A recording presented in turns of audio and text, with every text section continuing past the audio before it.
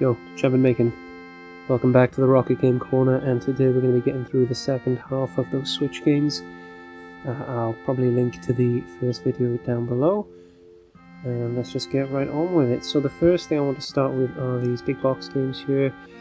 They're by P.II, and they're 3 VNs. Now, P.II do make other games. I don't know why they seem to be so VN focused in recent years, but that being said, yeah, they're kind of nice little novel things. They're always quite cheap, but on top of that, you always get like an art book.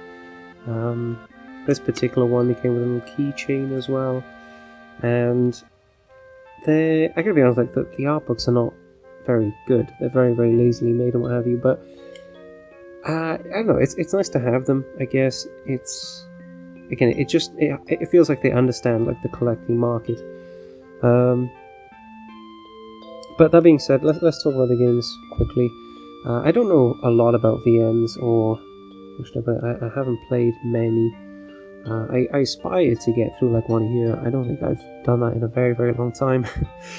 But yeah, I think I believe in their place in the industry, and so yeah, I would like to be able to enjoy them more than I do. This one actually sounds pretty interesting, if my understanding of it is correct. I haven't played this one yet, but the gist is that it's well, basically it's like a whodunit, a murder mystery kind of situation, but like Lost Dimension, I believe that every time you start a new run, the killer changes. So that's pretty cool. That could be pretty interesting. The one I have played the most of is A World Has Ended. I got pretty far in this, and it is probably the most weeb game, not necessarily in existence, but certainly amongst these three. You're this guy, and he's he's the one person who's incredibly unskilled. He has like literally no skill, whereas everyone else does.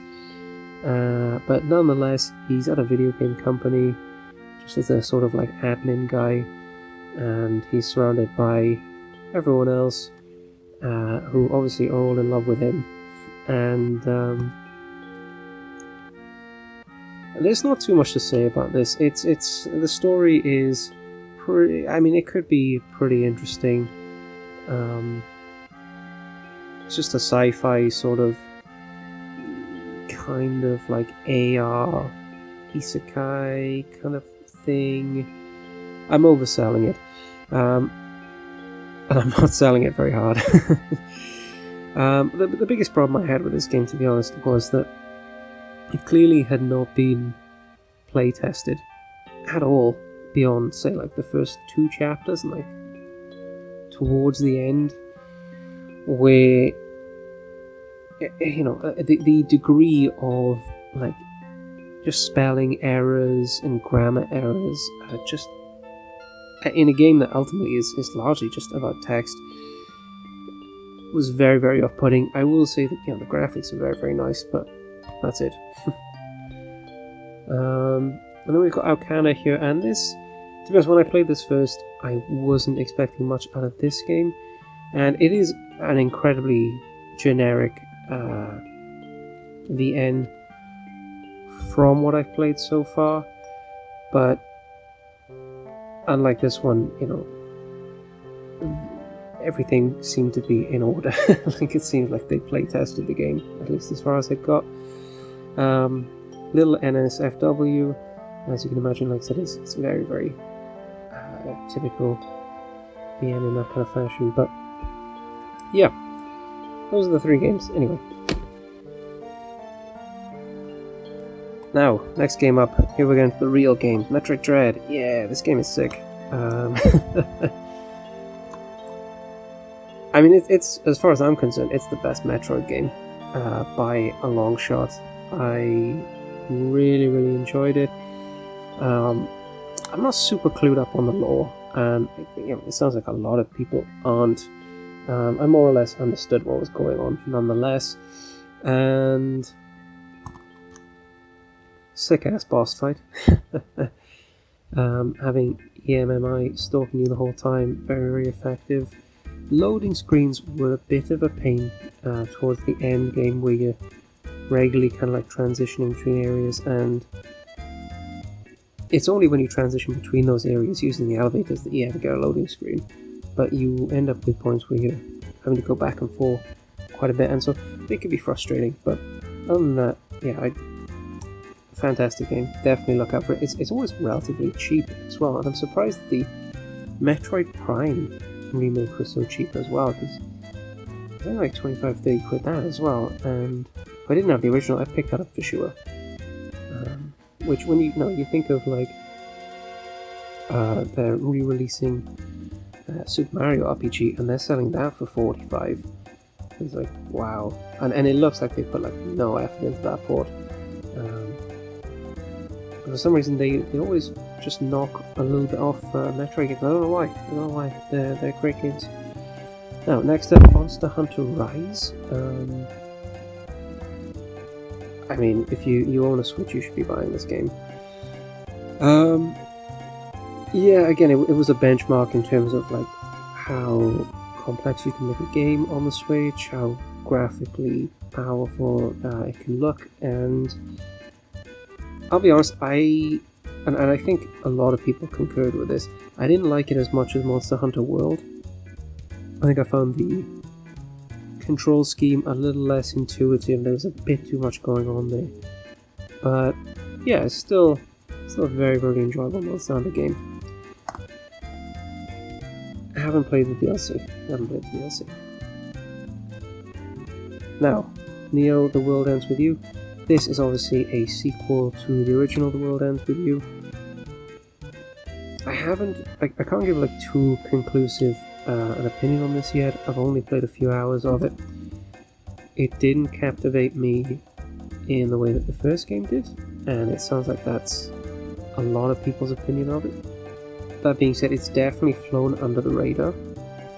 You can see it for like super cheap, like under 20 bucks everywhere. There wasn't a lot of fanfare, even though again there was a lot of people demanding it. There wasn't a lot of fanfare when it actually came out. It doesn't seem like a lot of people played it. I'd say get it while the going's good, you know. Again, this is what we were talking about with Bravely Default 2 in the previous video. Every sort of indicator about this is that this is going to go up in price in the future, you know. It is a JRPG, and admittedly an unconventional one. It's got a bit of a cult niche following. Yeah, everything about it says this is going to be going for a lot more than the like 15 bucks you can pick it up new and sealed for now. No, Nier Automata. Ah, man. I mean, just one of the best games that's come out in recent years. I mean, over 100 awards and nominations. Yeah, I mean, everyone knows about it who is going to be interested in it. Obviously, as said, a fantastic port. I'm trying to think if there was ever any issue with frame rate drops or anything like that. I can't think of them happening at any point. Obviously a fantastic game in a fantastic series, amazingly cheap as well. Like, again, you'll see this for about 20-25 bucks new.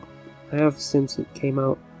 Why that is, I don't know, but I'm not going to complain. It's an absolute banger. Now, the next game is P5R. Now you can see that this is sealed.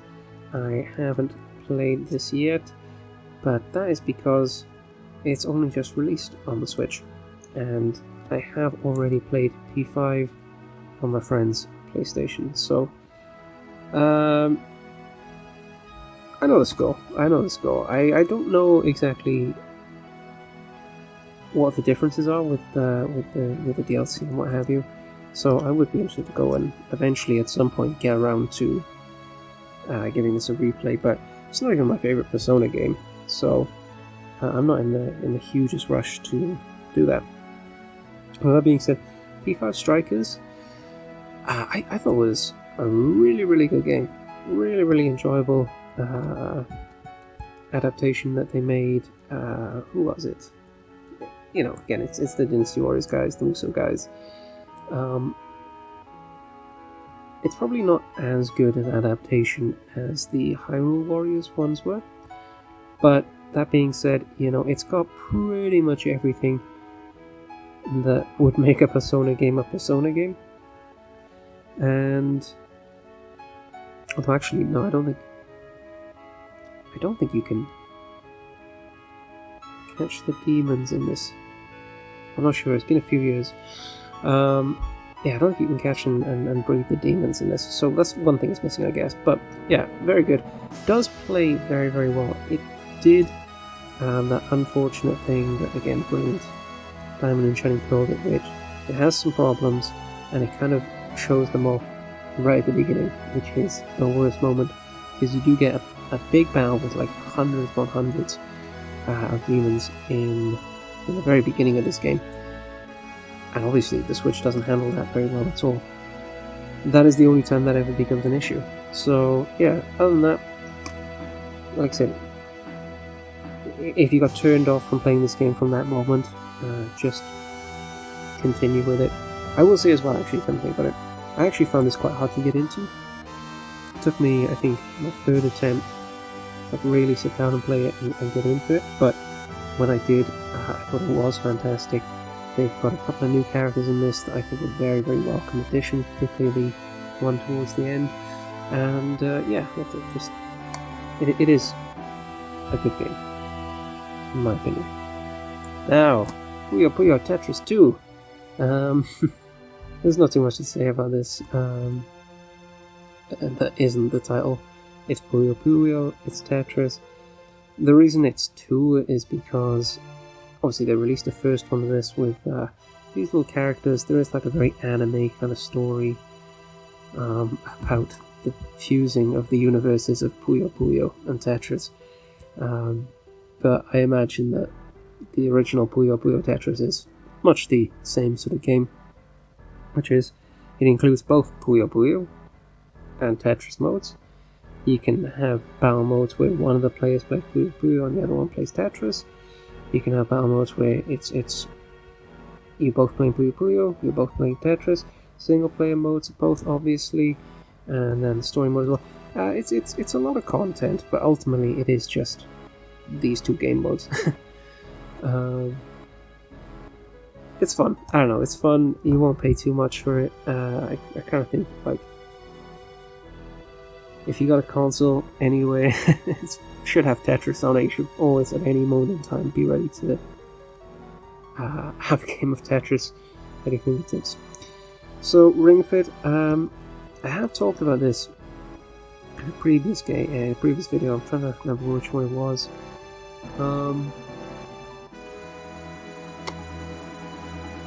Oh well, it doesn't matter. I'll just go over the gist of it here again then. It's the best at what it is, which is a fitness game. It's not an amazing RPG in its own right. It's very, very bare bones. But as a workout tool, yeah, it's again, here's the thing. It's not as effective as like going to the gym. Obviously not. But for most people, it's more fun than going to the gym. And like I said, it is a good enough JRPG in the simplistic implementation of the systems that, yeah, you do really feel like you're playing a game. So yeah, it's good. It does have problems with the fundamental design of implementing this for the JRPG, because the core idea sounds quite nice, which is, you level up in the game and you level up in real life simultaneously. That's cool, right? There's a nice synchronicity there. But as you level up and you unlock things on a skill tree, and you gain access to new equipment, and you gain access to like these smoothies that let you buff your stats and stuff like that, obviously what you end up doing is making the fights easier on yourself, and therefore you kind of end up working out less. And yeah, it's like I said, it's poorly thought out in that sense. But other than that, I recommend picking it up. I feel like it's a definitive product for the Switch, particularly in like the third year or something, which is when it came out. Yeah, I feel like to me it's a bit of Switch history, and yeah, I love it.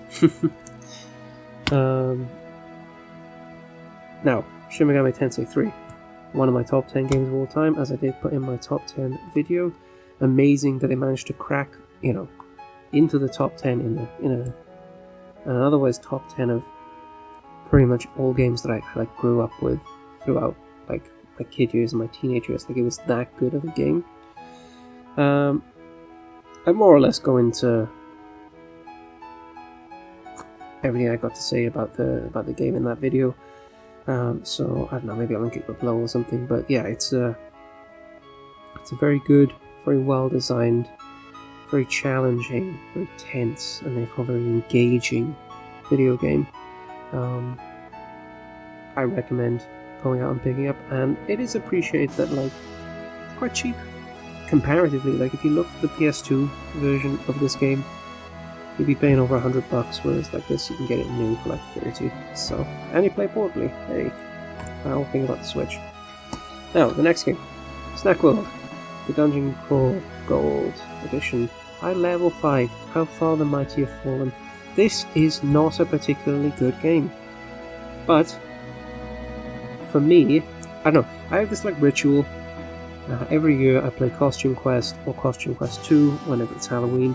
I needed a break. I wanted to do the same thing or something that felt kind of similar to it, and I just kind of got the vibe that Snack World is kind of similar to it in terms of cutesy graphics and all that kind of stuff.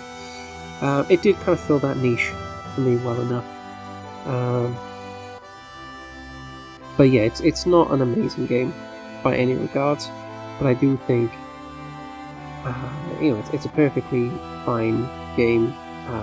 If you're in the mood for a certain thing, I always kind of think critic scores are always pretty bad when you see them in like 50s and 60s, when it's and so people would be immediately turned off from playing a game. Why do that when you can buy a game in the 80s and 90s? It's true, but when you're looking for a certain moment, perhaps that's something that only this lower rated game could provide. Now again, oh man, this is not a good looking video so far. I'm just saying lots of negative stuff. Look, again, I put this in a recent backlog video. This game is terrible. I mean, terrible is perhaps a bit harsh. It's not good. And unfortunately it is very often sold by members of this community as a good game, and I just disagree. It's not a good game from that time period of 3D collectathon platformers at the PS2, and it's an especially bad remake. So yeah, you'll see if you're cheap. I recommend literally buying pretty much anything else, like Snack World. Now, Starlink, again, one I've talked about in another video. I didn't really talk about this game much at all. I was just more or less talking about the additional periphery that came with this, which again I think is very, very interesting, and I think I will link that video below. That's the one that would be called something like 5 Weird but Interesting Things from a Collection. The game itself is more Ubisoft fare. It's a very, very padded game. There are many, many worlds to explore, and yeah, each of the worlds has only 5 different gameplay elements to them. So again, even if it was just one world, you'd be pretty bored of it. But then you've got that multiplied across several worlds. So there's a lot of content. It's very cheap. Again, it's just the technology. I think the technology is really interesting, and I like that about it. It's a shame it wasn't put on a better game. But that being said, obviously the technology was a flop, so I guess it's good that they didn't invest for them too much in it. Now, what to say about the next one that hasn't been said already? Super Mario Odyssey. Now again, I actually went back this year and replayed it from scratch, tried to get all the unique moons. There's 850 or something. I didn't complete it. I got 680 or something, and I was just no, that's enough. But yeah, man, what a ride. What a ride. I mean, it's a masterpiece. I think it's fair criticism that people say about late game content or post game content, where it does feel like a lot of like filler tasks and what have you, but I don't know, man. It's enjoyable enough, and that's what you want from a game, and you don't have to do it. So, like I didn't the first time around. The first time I just got like 300 moons, and I was like, that's enough for me. Going back and trying to get them all again was a very, very enjoyable experience, and yeah, I'm glad I've got it. And I'm someone who doesn't really love platformers, by the way. And I still thought, like, man, this is such an enjoyable experience. I say I don't like them, but like they're not my favorite genre, that's all. But yeah, I was still like, man, like this is such a good game. And then finally to end up here, WarioWare getting together. Now this was for me a bit of a disappointment. There's a new WarioWare coming out that frankly is much more what I'm looking for out of a WarioWare, I'm guessing. This was very, very overhyped when it came out, because it had quite a cool idea, really, quite a cool gimmick, which was each of the characters will have like a different way that they kind of interact with the minigames. And so you don't need as many minigames, was their kind of philosophy, because like you'll be interacting with them all differently. The problem with that is that actually a lot of the characters pretty much played the same way. I also just felt like they were really like running out of ideas with the minigames themselves, which again is perhaps why they were trying to create so few, or come up with a reason to have so few.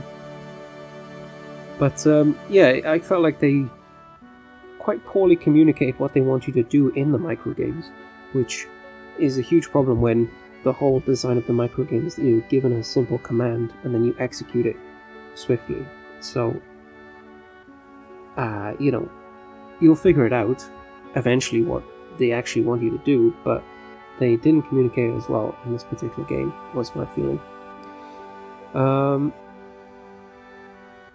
that's it now. That's my entire Switch library.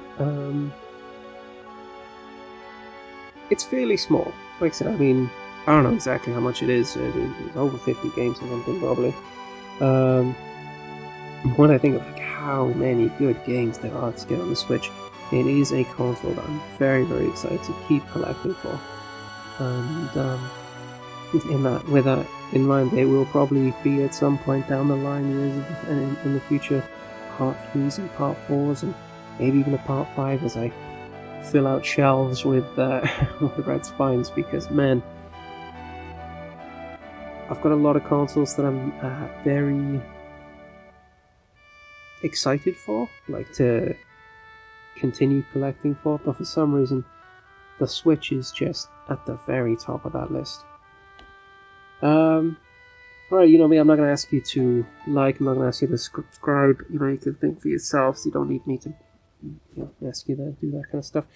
But, that being said, if you want to have a little chat about the games listed, what your impressions of them are, there's some stuff that I should be looking out for my own additions in the future. Like I said, I'm very, very eager to keep collecting for this console. Let me know down below, and I am out.